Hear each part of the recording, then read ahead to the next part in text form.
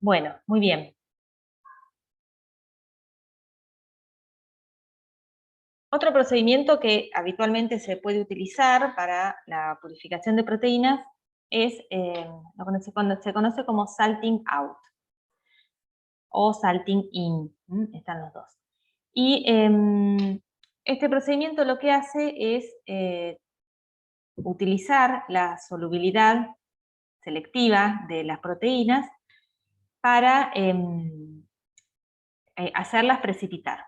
¿Sí? La solubilidad de las proteínas disminuye frente a concentraciones altas de sales.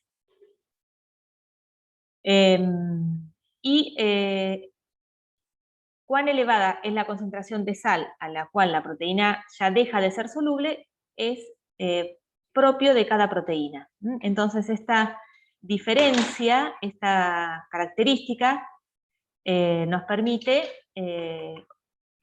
precipitar de manera selectiva algunas proteínas.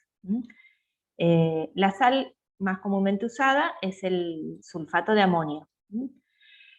Entonces, ustedes imagínense que tenemos, por ejemplo, una mezcla de proteínas y vamos aumentando la concentración de sulfato de amonio. Entonces, a determinada concentración, algunas proteínas van a precipitar y otras no. Entonces, si bueno, yo conozco en qué concentración mi proteína es o bien precipita o bien se mantiene soluble, es un paso que puedo incorporar en el proceso de purificación. Toda vez que hacemos este tipo de procedimientos de precipitación con sales, luego tenemos que incorporar un paso de diálisis, en el cual tenemos que eliminar esas sales de la preparación proteica. Y la diálisis se realiza colocando la mezcla de proteínas con la concentración alta de sal en una membrana de diálisis, que es una membrana porosa, semipermeable, y se coloca en un medio muy, muy hipotónico, o sea, en agua destilada, básicamente. Entonces, bueno, por diferencia de osmolaridad, la sal va a salir de la membrana, tendiendo a equilibrar las concentraciones, ¿sí? Como esto se pone en volúmenes muy grandes, lo que ocurre es que prácticamente toda la sal se retira. Y como esto tiene un poro, como es semipermeable, las proteínas no pueden salir de la membranita. Eso es una forma de eliminar la sal que está presente, por ejemplo, en una preparación después de un proceso de salting out. ¿Profe, puede volver a la diapo anterior? Que quiero Sí. ver. ¿Está? No, a la otra. Sí. Esta. Un segundo. Porque no la tengo, no sé por qué. Listo. ¿Sí? ¿Ya está? Sí, listo. Ah, listo. Bien. Bueno, entonces, todas estas técnicas que vimos, que se utilizan para purificar proteínas, se eligen de acuerdo a las propiedades de la proteína que quiero obtener. Y usualmente lo que se diseña es un esquema de purificación, en el cual podemos, siempre arrancamos de un macerado, una centrifugación, y después vamos a ir haciendo uno u otro ensayo para lograr obtener la proteína lo más pura posible.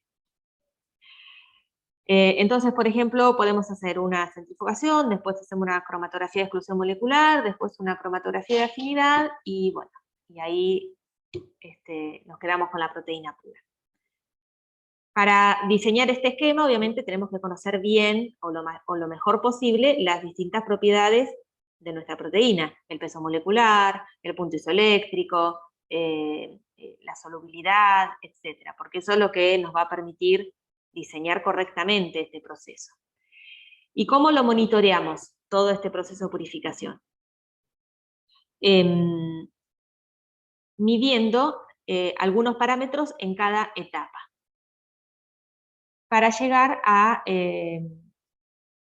tener un rendimiento y una pureza adecuada al propósito de la purificación. El rendimiento es una medida de la actividad biológica retenida después de cada paso de purificación y se calcula en manera porcentual respecto a la actividad del extracto inicial. Y la pureza es una medida del incremento de la pureza, justamente, en cada paso de purificación. Y se calcula utilizando la actividad específica. Esto se los comento ahora, pero en realidad lo vamos a ver en detalle cuando lleguemos a la unidad de enzimas, que vamos a retomar el tema de purificación. ¿Por qué? Porque en el caso de las enzimas es muy fácil poder medir la actividad específica, o sea, poder, no solo la actividad específica, sino medir la actividad biológica, porque se mide la actividad enzimática. Entonces, todas estas cuestiones y los cálculos que hacen al proceso de purificación, es más sencillo verlos al trabajar con una enzima que con una proteína cuya actividad biológica quizás es más complicada de medir. Entonces, bueno, ya después vamos a ver que vamos a obtener cuadros de este tipo, donde tenemos los distintos pasos, fíjense, una homogenización, una precipitación salina, tres cromatografías, una detrás de la otra. Y en cada paso se miden determinadas cosas para obtener los parámetros importantes, que son el rendimiento y el nivel de pureza. Y yo les decía que uno acá, al final, supónganse en el último paso, en la cromatografía de afinidad, queremos tener el rendimiento y el nivel de pureza adecuado al fin que le vamos a dar a esa proteína, ¿sí? Y esto es importante al momento de diseñar todos estos pasos, porque puede ser que nosotros querramos tener una proteína ultra pura, porque necesitamos hacer, por ejemplo, una cristalografía de rayos X para ver su estructura molecular. Entonces, vamos a priorizar el nivel de pureza, y no tanto el rendimiento. Entonces, por ahí tenemos un rendimiento pésimo, pero logramos tener la proteína pura, porque ese era el objetivo, ¿sí? A la inversa, quizás nos interesa producir una proteína para hacer un ensayo inmunoquímico, un ELISA, en el cual quizás lo que más nos interesa es tener mucha cantidad de proteínas. Y no nos importa tanto si nos arrastramos algunos contaminantes, ¿sí? Entonces, los pasos que elijamos van a ser aquellos que van a favorecer un alto rendimiento, aunque perdamos un poco de pureza, ¿sí? Entonces, ¿cómo son estos valores finales?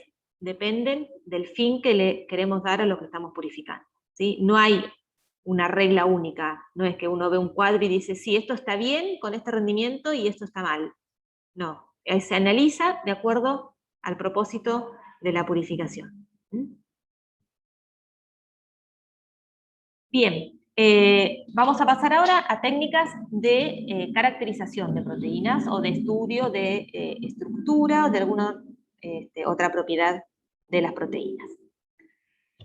La primera que vamos a ver es la electroforesis, que también la deben haber visto en alguna otra técnica, en alguna otra materia, perdón.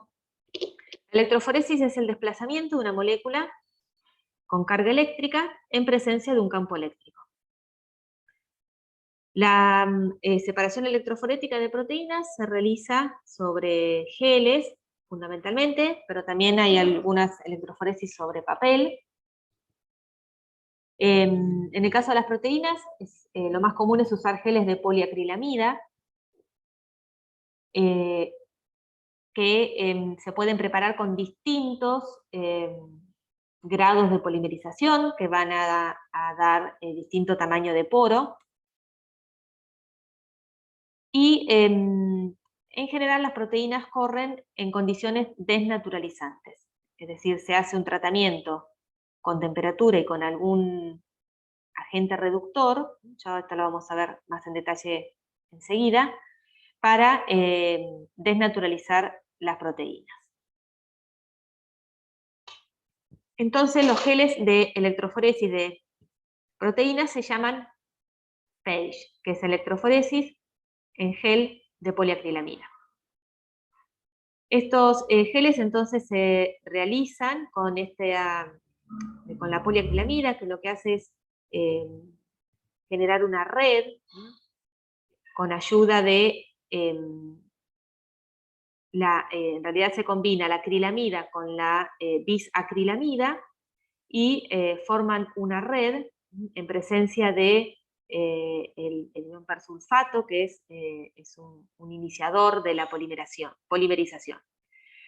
Entonces se forma un gel que es una red de un poro determinado, en el cual a través del cual las proteínas se van a desplazar por carga. Este gel se coloca en una cuba electroforética, la cual tiene electrodos que van a permitir la circulación de corriente a través del gel. Y entonces, bueno, por carga las proteínas se van a desplazar. Es muy frecuente que estos geles de poliacrilamida se realicen, como les decía, en condiciones desnaturalizantes.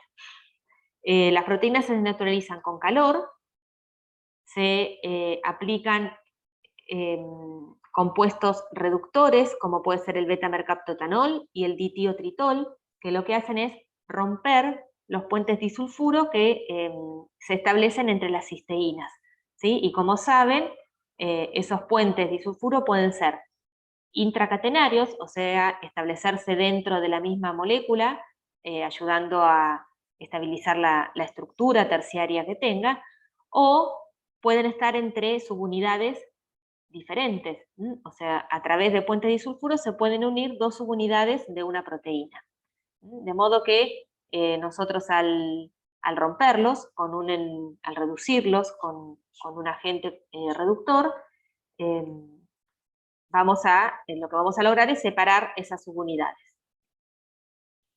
Y además, las proteínas se tratan con un detergente aniónico, que es el SDS, que es el S-duodecil disulfato, que es un detergente que va a colaborar a romper las interacciones reversibles que podrían estar formando parte de la estructura de la proteína, y los aniones de SDS se unen en la cadena principal, en el esqueleto de la proteína, uno cada 2 aminoácidos aproximadamente. Entonces, ¿qué se logra con esto? Que la proteína quede completamente revestida de carga negativa.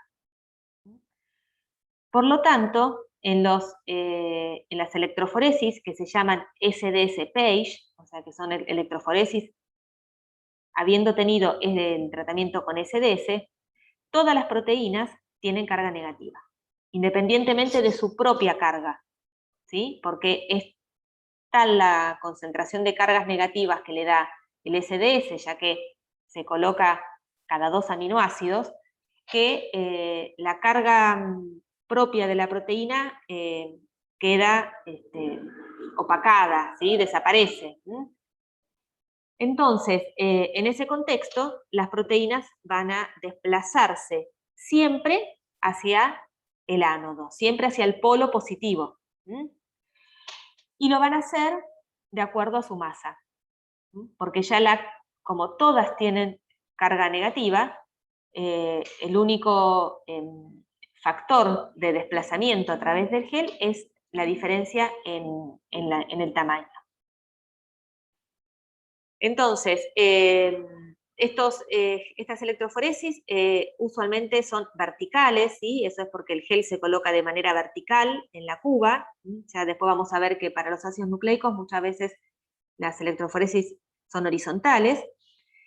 Entonces en este gel vamos a sembrar la mezcla de proteínas a las cuales ya se trató con temperatura, con SDS y eventualmente con un agente reductor.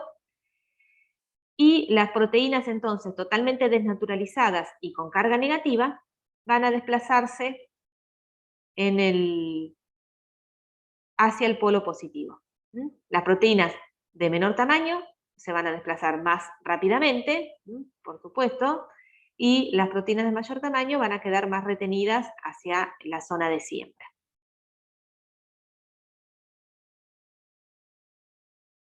Entonces, fíjense, acá tenemos un ejemplo de lo que les decía.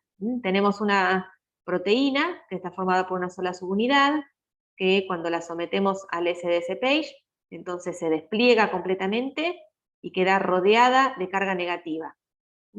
Esta proteína se va a desplazar hasta un cierto, hasta un cierto punto, de acuerdo a su tamaño, ¿sí? ¿Por qué digo hasta un cierto punto? Porque la corrida electroforética se frena en algún momento, ¿sí? Se frena y las proteínas se desplazaron hasta donde llegaron. En cambio acá, en esta otra calle, tenemos otra proteína distinta que tiene dos subunidades unidas por puentes disulfuro. Cuando calentamos, tratamos con beta-mercaptoetanol y SDS, el resultado es este. Las dos subunidades se separan, quedan reducidos los grupos sulfidrilos de las cisteínas y ambas subunidades totalmente rodeadas de cargas negativas. Cuando se realiza la corrida electroforética, la proteína de menor tamaño se va a desplazar más en el gel y la la subunidad más grande va a quedar más cerca de la zona de siembra. Pero fíjense que este tratamiento nos permitió evidenciar que esta proteína estaba formada por dos subunidades, ¿sí? Y además, como estos geles, ahora vamos a ver, se corren en general con un marcador de peso molecular, es decir, un conjunto de proteínas de peso molecular conocido, por comparación, podemos estimar el peso molecular de cada una de estas bandas. Una vez que se corrió el gel, esto es todo transparente, se podrán imaginar, las proteínas, el gel, todo. Entonces, lo que tenemos que hacer es este gel teñirlo para poder evidenciar estas bandas que se ven acá. Esa tinción se puede hacer de distintas maneras. La más común es usar este compuesto que se llama azul de Kumasi, que da geles como este tipo, donde las bandas se tiñen de color azul, porque este colorante interacciona con las proteínas. Entonces, toda banda que yo vea azul es una banda de proteínas. Luego hay otros colorantes y también podemos hacer una tinción con plata, que de todas estas es la más sensible. Por ejemplo, con el azul de Kumasi podemos llegar a ver hasta 50 nanogramos, es decir, que la banda más finita que veo se puede corresponder con esta cantidad de proteína. La coloración con plata es un poco más sensible. Y por supuesto que si tenemos de alguna manera las proteínas marcadas radioactivamente, siempre podemos hacer una autorradiografía incrementando muchísimo la sensibilidad. Pero bueno, se imaginarán que hoy en día eso prácticamente no se usa por cuestiones lógicas de seguridad.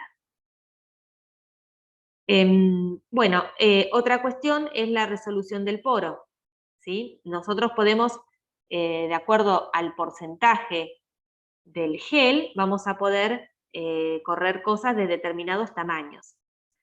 En general, cosas más chiquitas que 10 aminoácidos no se pueden correr, se pierden, o sea, no llegan a formar una banda, son muy chiquititas y se desplazan y siguen de largo en el gel. Y proteínas que sean muy, muy grandes, bueno, puede ser que pierda resolución porque van a quedar todas como apretaditas en la parte de la siembra, porque bueno, les va a costar atravesar el gel. Siempre podemos jugar con los poros, ¿no? Un poro, una baja concentración de poliacrilamida genera poros más grandes y eso va a permitir que las proteínas grandes se resuelvan mejor.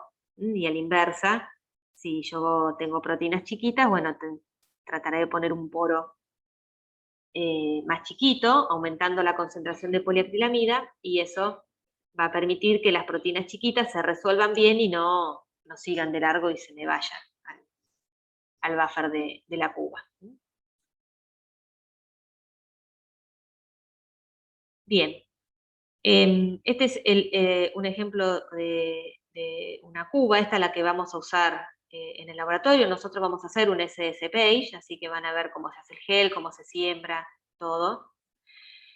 La movilidad electroforética también tiene una relación lineal con la masa, con el logaritmo del peso molecular de la masa. Y por eso también es factible poder calcular el peso molecular de una proteína conociendo el desplazamiento, ¿no? Fíjense, la movilidad relativa. Cuánto se desplaza en el gel está asociado a, a su tamaño. Cuanto más chiquito se desplaza más, cuanto más grande se desplaza menos. Eso es lo obvio. Pero además se puede hacer un cálculo para estimar, digamos, la masa de esta proteína. Siempre la relación, recuerden, es con el logaritmo del peso molecular, ¿sí? Si bien acá dice masa, la escala es logarítmica. Bien, entonces, estos geles se pueden utilizar, por ejemplo, para medir el desarrollo de un proceso de purificación. ¿Sí? Si nosotros de cada paso de la purificación tomamos una alícuota y hacemos un gel para ver todas las proteínas que hay, podemos tener una situación ideal como esta, ¿no? Donde en el homogenato vamos a tener, obviamente, un montón de proteínas. Después, a medida que voy agregando pasos de purificación, fíjense que cada vez me quedo con menos bandas, hasta llegar a la cromatografía de afinidad, que como les comenté, es la más específica, y bueno, me permite tener la proteína pura.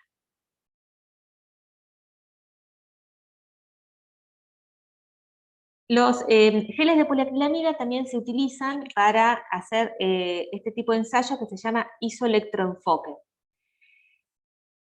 El isoelectroenfoque es una separación electroforética que se hace en un gel que tiene un gradiente de pH y sin SDS, porque acá sí nos importan las cargas propias de la proteína. ¿Por qué? Porque la proteína, como en el gel hay un gradiente de pH, la proteína se va a desplazar siempre y cuando tenga carga neta. Cuando la proteína se empieza a desplazar y se encuentra con un pH que es igual a su punto isoeléctrico, se detiene. Entonces, esta es una de las técnicas que se pueden utilizar para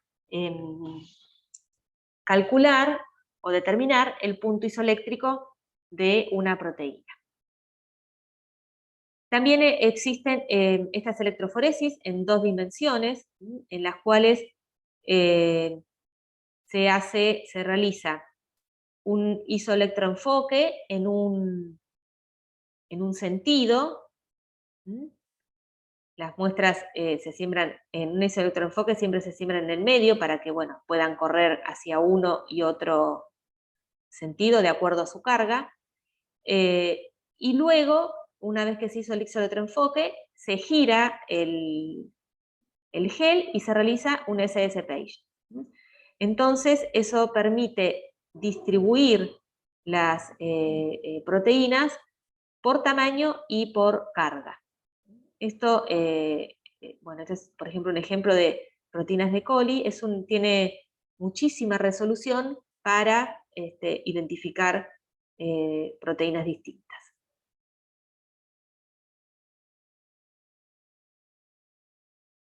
Bien, si nosotros queremos conocer la secuencia primaria de una proteína, recuerden que la secuencia primaria es la secuencia de aminoácidos, la forma más certera es secuenciar, ¿no? Determinar la secuencia. Y hay distintos métodos para realizarlo. Una opción, uno de los métodos es realizar una hidrólisis del péptido en condiciones muy agresivas, ¿sí? Imagínense que hay que romper los enlaces covalentes. Entonces, lo que nos va a quedar es todos los aminoácidos sueltos, los aminoácidos que componen ese péptido. Luego, esos aminoácidos se separan y se hace una cuantificación por reacción con este compuesto que se llama anhidrina.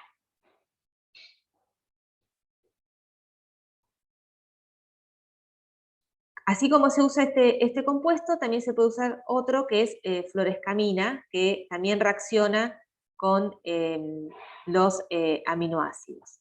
Entonces, hidrolizamos, nos quedamos con los aminoácidos individuales y los hacemos reaccionar con algún compuesto que se una a ellos.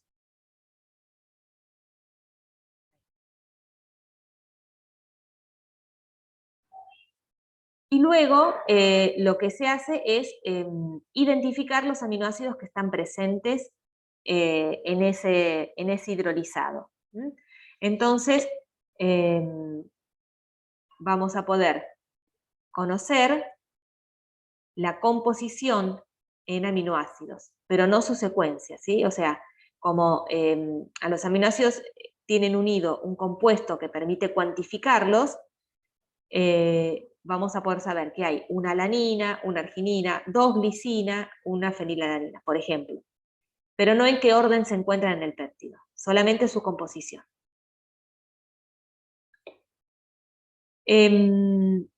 Otra metodología es marcar el extremo amino terminal del péptido con un compuesto, alguno de estos, clorodimetilbenceno, los cloruros de dapsilo y de dancilo, que generan un enlace estable con el extremo amino terminal. Entonces, si este es nuestro péptido, ¿sí? Este es el extremo amino, estos compuestos se utilizan, estos compuestos se unen a este extremo y luego se realiza la hidrólisis del primer aminoácido. Y este primer aminoácido, este aminoácido que se hidrolizó, que se separó digamos, del resto porque está unido al compuesto, se determina por cromatografía. El problema de esto es que como se hidroliza todo, digamos, el orden, la secuencia del péptido se pierde, porque ya ahora tengo todos los aminoácidos sueltos. Entonces, tengo que volver a arrancar desde acá.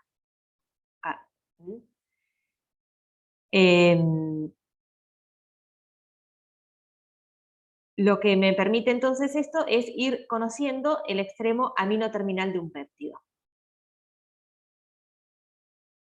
Otro método que subsana esta dificultad es el de Edman, que en realidad es el más utilizado, que utiliza otro compuesto, el fenil isotiocianato, que también reacciona con el grupo amino terminal,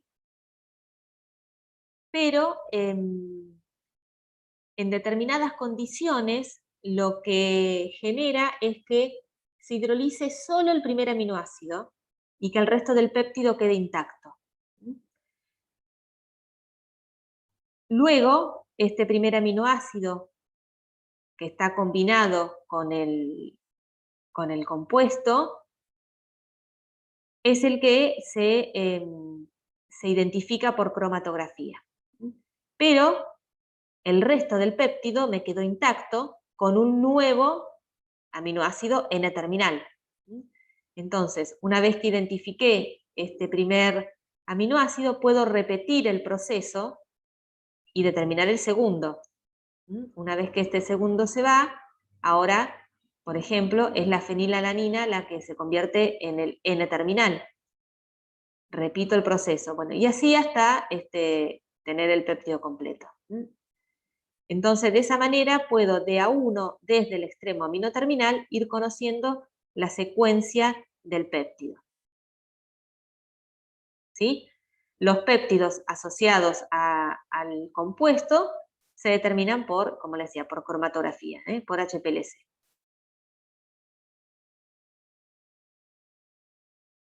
Bien.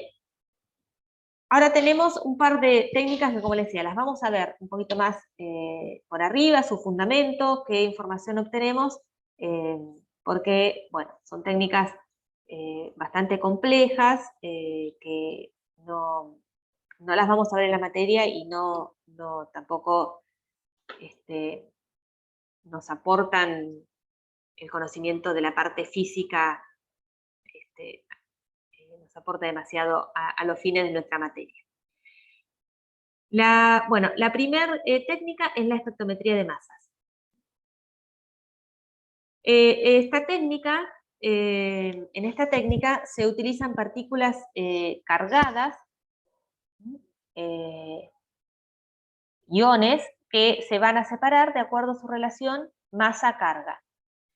Es una técnica que tiene como una de sus principales ventajas es la sensibilidad y que se utiliza muy poquito material. Y una de las formas más utilizadas, al menos para proteínas, es la que se conoce como MALDI-TOF, que es es esta, Matrix Assisted Laser Desorption, y la espectrometría del tiempo de vuelo, ¿sí? Esto es lo que la característica, el time of flight. Esta técnica es la que permitió incorporar la espectrometría de masas, que se usa en realidad para muchas otras cosas, a proteínas, porque es esta metodología del láser lo que permitió convertir a las proteínas en iones. Entonces, ¿cómo funciona? Las proteínas se mezclan con un ácido orgánico sobre una lámina de metal en un buffer que genera su ruptura. Incide un láser sobre la muestra y genera que esa muestra se ionice. Se forma un gas con una o más cargas positivas, generalmente una. Luego esos péptidos ionizados son acelerados en un campo eléctrico y se separan de acuerdo a su relación masa-carga. Entonces, este es un diseño de cómo es el equipo. La muestra se coloca entonces se mezcla con una matriz, en una placa metálica, se incide un láser, esto se ioniza, y entonces esos péptidos ionizados van a migrar por este tubo, y ese es el tiempo de vuelo, que se llama el time of flight. Van a migrar hacia el detector. Y de acuerdo al tiempo que vuelan, el tiempo que tardan en llegar al detector, es lo que se registra. Y de ahí se calcula, este tiempo de vuelo está relacionado con la masa y con la carga. ¿Sí? Obviamente, cuanto más carga, más vuelan, cuanto menos masa, tardan más en llegar.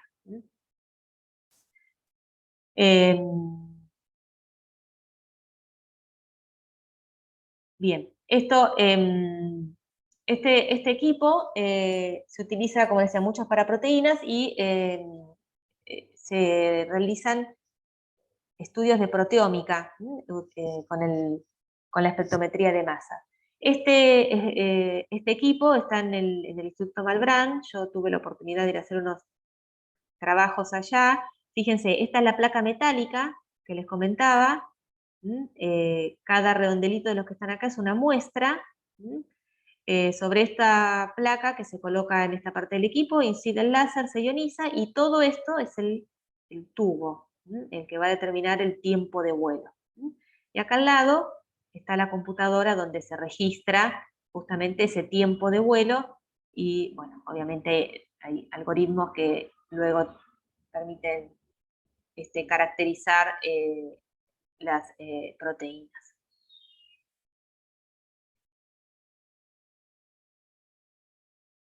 Bien, ¿qué podemos hacer con esto? Se puede determinar la masa de una proteína,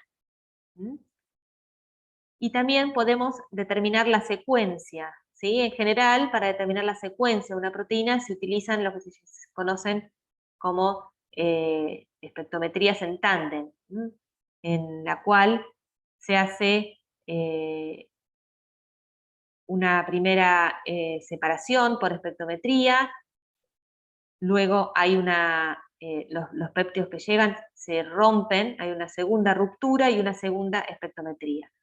Y se generan, bueno, péptidos que tienen determinado patrón, y estos patrones se comparan, y se puede, utilizando los algoritmos adecuados, se puede determinar la secuencia.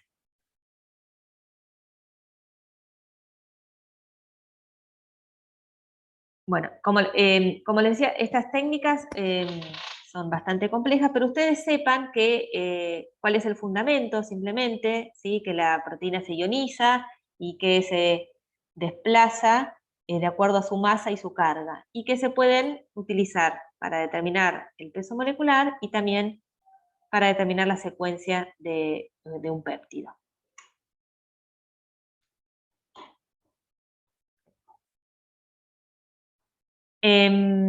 Otra forma de analizar las proteínas es realizando clivajes con enzimas. Hay enzimas que son proteasas que naturalmente rompen proteínas reconociendo determinada secuencia de aminoácidos, realizan un corte.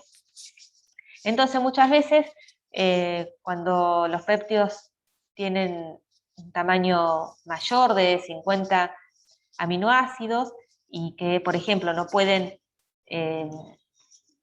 secuenciarse directamente por el método Deadman, lo que se realiza es primero un corte con alguna de estas proteasas, y posteriormente cada uno de los péptidos que se obtienen de ese corte proteolítico es lo que se secuencia.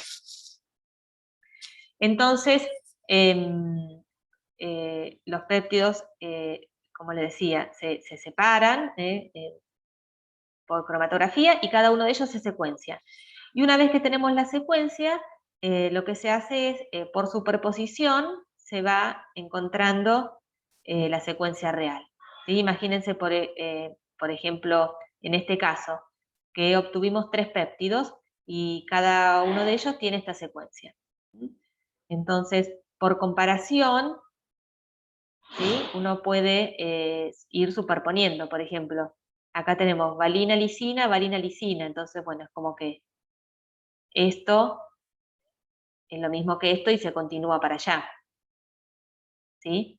Y acá tenemos ala, triptofano, bueno, entonces acá también, entonces esto está superpuesto con esto y se continúa para allá, ¿sí? Entonces de esa manera es como que se arma el péptido. Otra cuestión a tener en cuenta es que si las cadenas tienen enlaces disulfuro, primero hay que reducirlas. Y es posible conocer la posición de los puentes disulfuro haciendo lo que se conoce como una electroforesis diagonal, en la cual primero la proteína se corta en péptidos, manteniendo intactos los puentes disulfuro, y se hace una electroforesis. Y luego se rompen los puentes disulfuro y se hace una electroforesis en otro sentido. Entonces, ¿qué sucede? Si nosotros tenemos, imagínense, distintos péptidos, ¿no?, que se van a desplazar en este sentido en la primera electroforesis. Si luego del tratamiento para romper los puentes disulfuro el péptido no tiene puentes disulfuro, su tamaño va a quedar igual. Entonces, al hacer la segunda electroforesis, si se desplazó una determinada distancia en este sentido, se va a desplazar la misma en el otro. Entonces va a quedar sobre una recta a 45 grados. ¿Sí? Porque si no hay cambios en su tamaño, el desplazamiento horizontal va a ser el mismo que el vertical. Ahora, si el péptido tiene puentes disulfuro, o sea, si tengo dos péptidos unidos por puente disulfuro, cuando rompo los puentes, voy a tener dos péptidos más chiquitos. Entonces, al hacer el desplazamiento vertical, esos péptidos se van a desplazar, cada uno de ellos, menos de lo que se había desplazado horizontalmente. Entonces van a quedar por fuera de la línea a 45 grados. Y eso permite evidenciar la presencia de los, justamente, de enlaces disulfuro.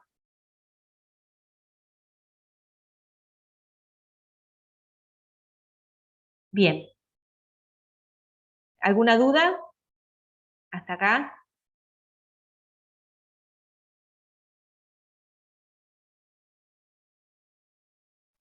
No, profe, tenemos que leer. ¿No?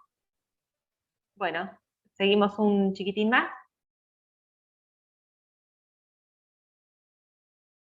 Sí, por Bien. ahí. Bueno, muy bien. Sí, ya nos queda poquito, así ya vemos todas las técnicas y la clase próxima nos abocamos a los problemas. Bueno, el dicroísmo circular. Esta técnica nos va a permitir tener una idea de la estructura secundaria que tiene la proteína. Como saben, las proteínas son ópticamente activas, ¿sí? Y esa actividad óptica se puede expresar a través del dicroísmo circular. Con esta técnica se realiza el espectro en el UV lejano, y nos permite obtener este tipo de gráficos en los cuales podemos evidenciar patrones típicos de un plegamiento de tipo hélice alfa y un plegamiento de tipo lámina plegada beta. ¿Sí? De acuerdo al tipo de plegamiento que tiene la proteína, cuando se realizan estos espectros, en los cuales se va aumentando la longitud de onda, se obtienen justamente espectros característicos para un tipo de estructura y para otro.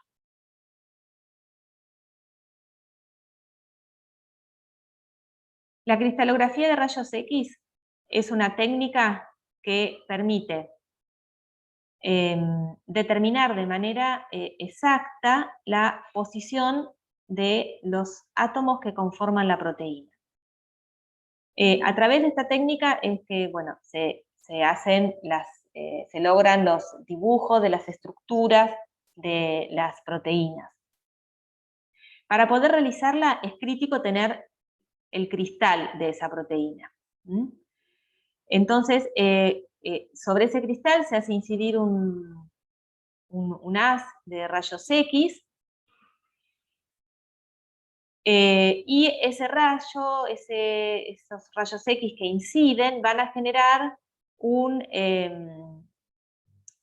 una dispersión de puntos sobre un detector.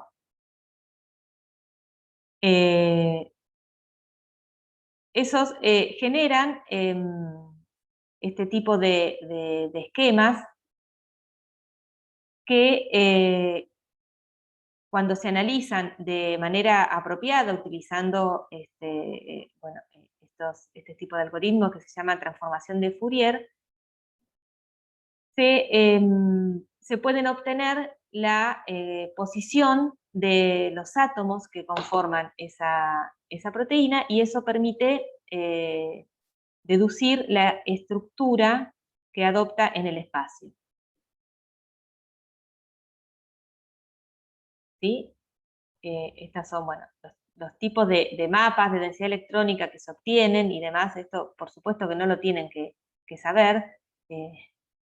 Simplemente es tener esta idea, ¿sí? Que la proteína se obtiene como un cristal sobre el cual inciden los rayos X, se obtiene un patrón de difracción, y a partir de este patrón es posible, aplicando los algoritmos correctos, llegar a la estructura de la proteína. La espectroscopía de resonancia magnética nuclear también es una técnica que permite revelar la estructura, la posición de los átomos en la proteína, y nos permite reconstruir la estructura terciaria, ¿sí?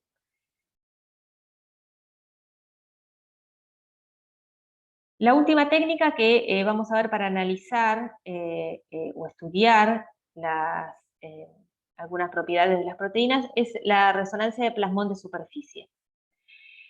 Esta técnica se utiliza para caracterizar o para estudiar interacciones del tipo ligando-receptor. Puede ser antígeno-anticuerpo, una proteína que une un ácido nucleico, etc. Y funciona a través de un plasmón, que es una onda evanescente eléctrica que se genera sobre una lámina de metal, en la cual este plasmón tiene resonancia, y esa resonancia se ve alterada cuando la proteína, perdón, me olvidé de decirles que sobre ese plasmón se fijan el ligando por ejemplo, el ligando de la proteína. Entonces, ese plasmón así generado va a tener una cierta resonancia, y cuando la proteína se une a su ligando, que está fijo a la lámina de metal sobre la cual se genera el plasmón, cuando la proteína se une, esa resonancia se altera y eso se registra. Entonces, toda vez que en el líquido que está por debajo se hace pasar una mezcla con proteínas, y alguna de esas proteínas tiene la capacidad de interactuar, de unirse al ligando que está sujeto a la placa de metal, se genera un cambio en la resonancia, y eso es detectado por el equipo. Entonces, esto nos va a permitir ver si la proteína interacciona o no con ese ligando.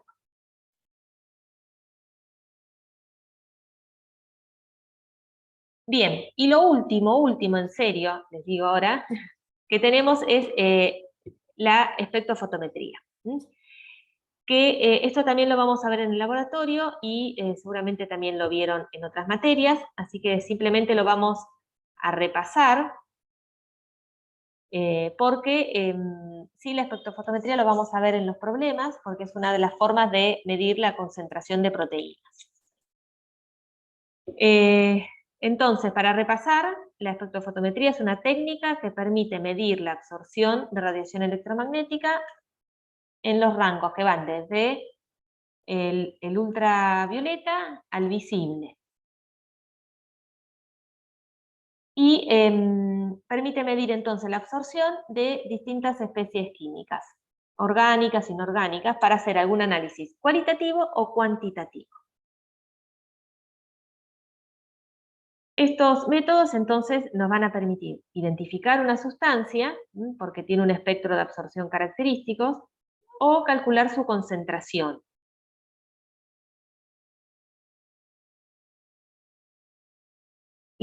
Como saben, cuando un haz de luz incide, parte se refleja, parte es absorbida y parte es transmitida.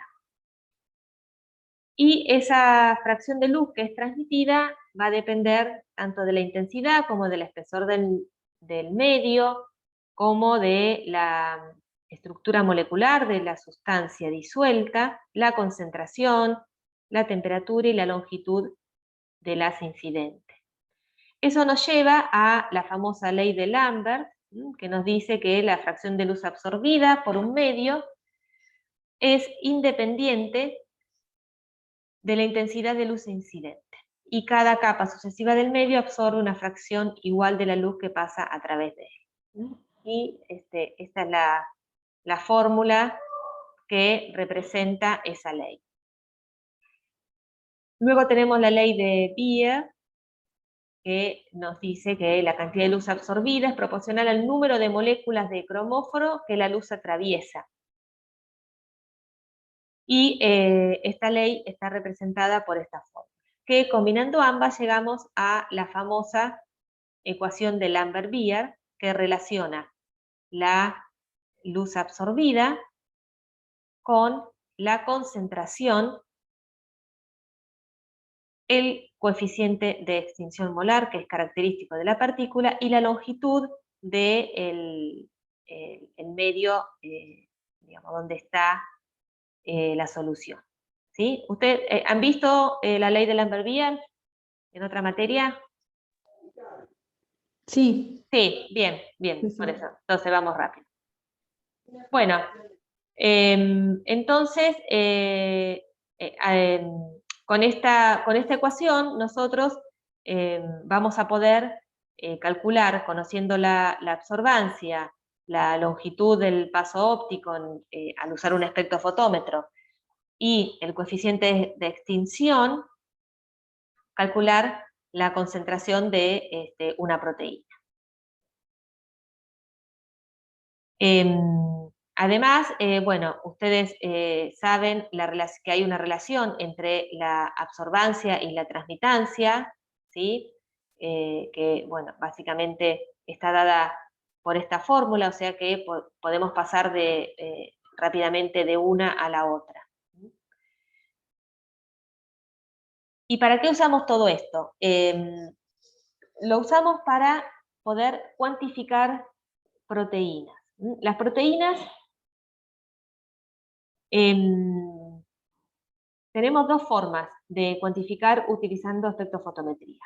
Una es una forma directa, midiendo la absorbancia a 280 nanómetros.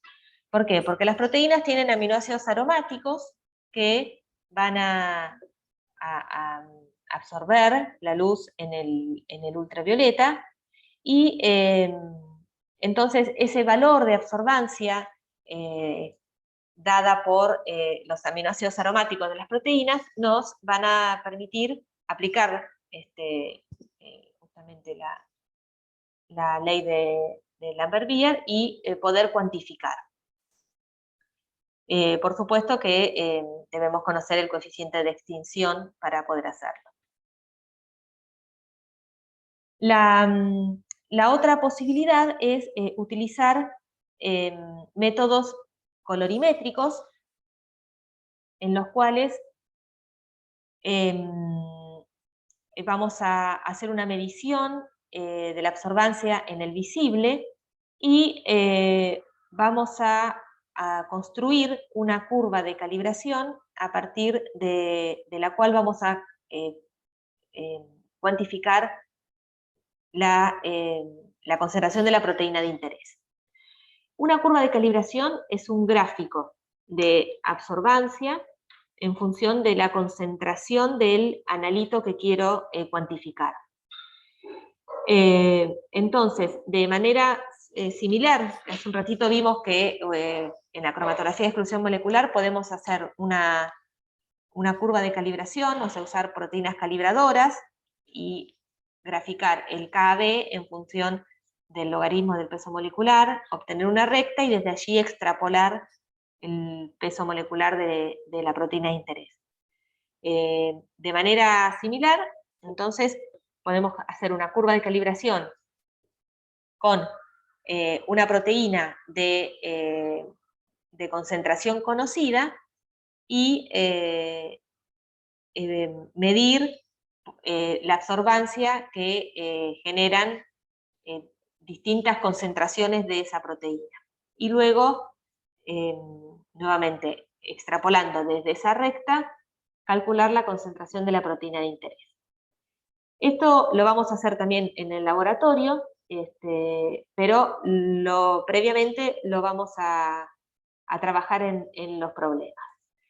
Para hacer una curva de calibración, entonces necesito un testigo, ¿sí? un calibrador, o sea, una solución de la cual conozco fehacientemente su concentración, porque fue valorada, calculada por otro método.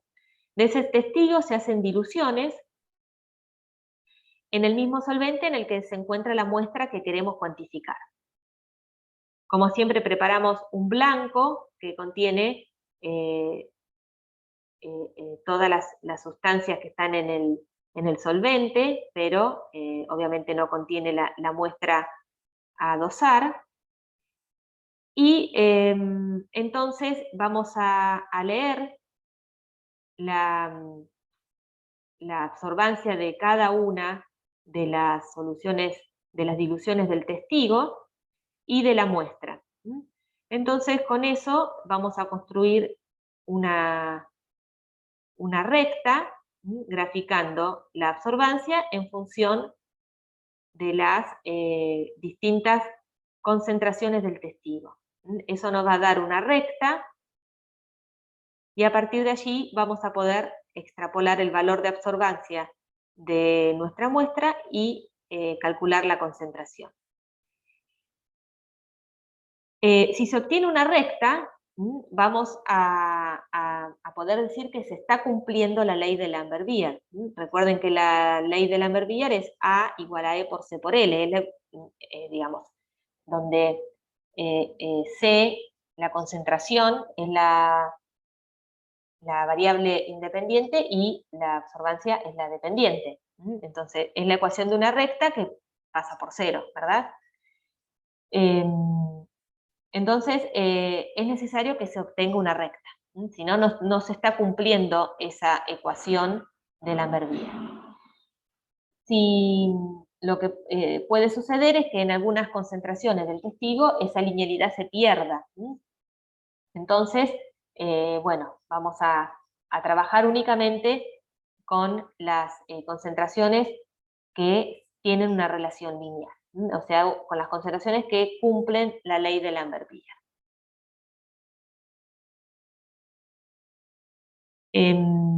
Otra forma de cuantificar las proteínas es, como les decía, a través de la medición de absorbancia en el visible. Y eso se logra por distintos métodos que van a generar compuestos coloreados. O sea, son sustancias que tienen distintos grupos que se combinan con las proteínas y generan compuestos coloreados. Ya vamos a ver en el laboratorio que dentro de estas tenemos la reacción de Biuret, la reacción de Bradford, la de Lowry, ácido bisincónico, son todas distintas reacciones que lo que hacen es combinarse con las proteínas y generar compuestos de color. Y esos compuestos de color luego se miden en un espectrofotómetro en el rango visible, ¿sí? Vamos a ver que medimos en 650, en 592, etc. Y bueno, con esto se realiza también una curva de calibración y luego, a partir de esa curva de calibración, se extrapola el valor de la muestra de interés y se calcula la concentración. Acá tenemos los métodos que les mencionaba, ¿sí? El de Lowry, el de Bradford y el bisincónico. Nosotros vamos a hacer el método del ácido bisincónico en el laboratorio. Entonces, estos son los distintos ensayos que podemos tener para cuantificar proteínas. Todos estos son ensayos que generan compuestos coloreados. Fíjense que por eso la medición de absorbancia es en el espectro visible. Y la otra posibilidad entonces, que es la que vimos primero, es la medición directa en el ultravioleta a 280 nanómetros, que de manera directa nos va a dar la concentración proteica. Y esta medición se basa en la presencia de aminoácidos aromáticos en las proteínas. Bien. Bueno, después cuando veamos los problemas, van a ver cómo se construyen estas curvas de calibración y cómo a partir de las rectas podemos cuantificar. Igual esta última parte que ya nos debe agarrar a todos cansados, la vamos a repasar cuando veamos los ejercicios. ¿Sí? Vamos a volver sobre lo que es una curva de calibración, cómo se hacen las rectas y cómo desde ahí podemos cuantificar.